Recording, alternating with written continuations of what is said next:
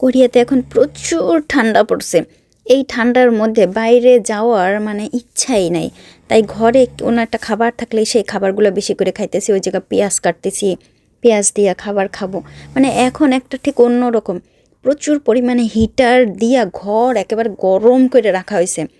আর country থেকে যে মেসেজগুলো আসে আমাদের মোবাইলে একটু পরপরই, সেগুলো হচ্ছে অতিরিক্ত হিটার আছে, অনেকেই জ্বালাচ্ছে, সেই হিটারের জন্য অনেক জায়গাতেই অগ্নিকাণ্ড হচ্ছে, অনেক ক্ষয়ক্ষতি হয়ে যাচ্ছে। সবাই যেন একটু সাবধানে হিটার ব্যবহার করে। প্রতিদিন সকালবেলার নিউজেই হচ্ছে হিটারের যে সমস্যাগুলো হচ্ছে, ক্ষতিগুলো হচ্ছে, কোথায় আগুন লাগছে, সব নিউজগুলো সকালবেলা রাত্রেবেলা দেখা যাচ্ছে।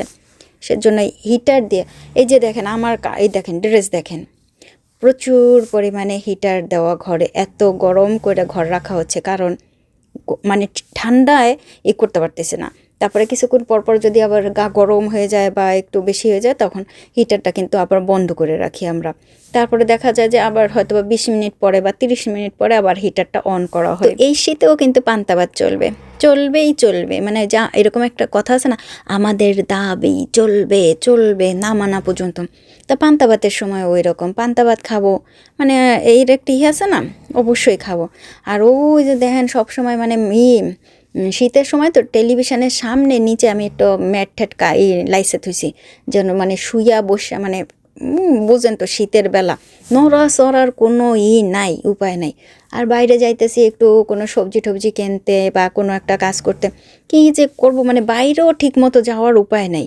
আর লেবু পান্তা মানেই হচ্ছে গিয়ে আমাদের কাছে সেই রকমের স্বাদ।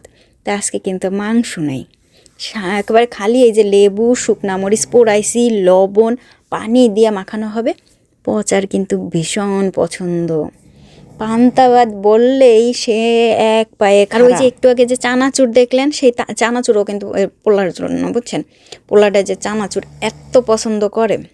তা ইদানিং আমি দেখতেছি যে আমার বাংলা ভাষা বলতে বলতে ওই দেখেন পান্তা ভাতে, বুঝছেন, একটু ঠান্ডা করবো তো সেজন্য একটু মানে আইস দিয়ে রাখছি, বুঝছেন, যেন পান্তা ভাতটা একটু ঠান্ডা ঠান্ডা হয় এর জন্য। পচার যে কি মানে অবস্থা, পান্তা ভাতের কথা বললে সে বলে যে আমি একা খাইতে চাইছিলাম, সত্যি কথা বলতে কিন্তু তা কিন্তু ও দেখে ফেলাইছে, বুঝছেন, দেখার জন্যে সেজন্য এই যে আবারও পান্তা ভাতের জন্য আমি মানে অনেক বেশি করে একটু করতেছি যেন দুইজনে খাইতে পারি। দেখেন পানি দিলাম। আমাকে একটা আপু বলে আপনি পান্তা ভাতে সবসময় পানি দেন পচার জন্য তৈরি করার সময়। যে আপু ভাত একটু কম থাকলে আমি পানি একটু বেশি দিই। আবার মাঝে মধ্যে দেখা যায় যে আমার হাত ফসকাইয়া পানি পড়ে গেছে, সেটা তো আমার করার কিছু নেই, তাই না? এই দুইটা জায়গায় কিন্তু আমি অপারক। দেন ভাত নাই, তারপরে একটু পানি হাত দিয়ে ঠাস করে পড়ে গেছে।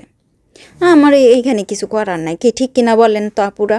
তাই এই মাঝরাতে পান্তা ভাতের ভিডিও দেখা, এখন তো বাজে কোরিয়াতে রাত 12:17 আমি যখন এডিট করতেছি, আর বাংলাদেশে তো ধরেন 3 ঘন্টা উপরে কোরিয়ার সময়, আপনাদের দুলাভাই নাক ডেকে ঘুমাচ্ছে, পয়সা কম্পিউটারে কাজ করতে। তো আমার প্রায় সময় একটা মানে আপু আমেরিকা থেকে কমেন্ট করে ওনাদের বাড়িতে, মানে আমেরিকা একটু ভিজিট করে যাওয়ার জন্য।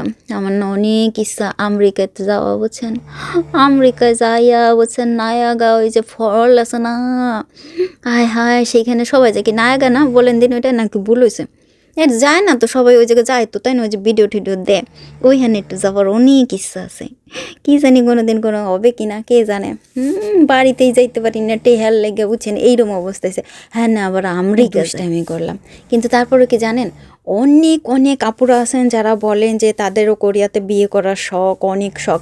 তো যারা আপুরা আপনারা যারা কোরিয়াতে সত্যি সত্যি বিয়ে করতে চান, তো ওইভাবে তো আপনারা হয়তো বা পারবেন না, কারণ ওইভাবে জানাশোনা থাকতে হয়, কোরিয়ানরা প্রপোজ করার লোক থাকতে হয় এরকম।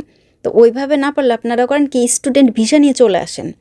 আমার তো বিয়ে হয়েছে ধরেন পরিচিতদের ভিতরে, পরিচিতরা প্রস্তাব করছে সেইভাবে, তো আমাদের মানে আত্মীয় স্বজন পরিচিত ওইভাবে।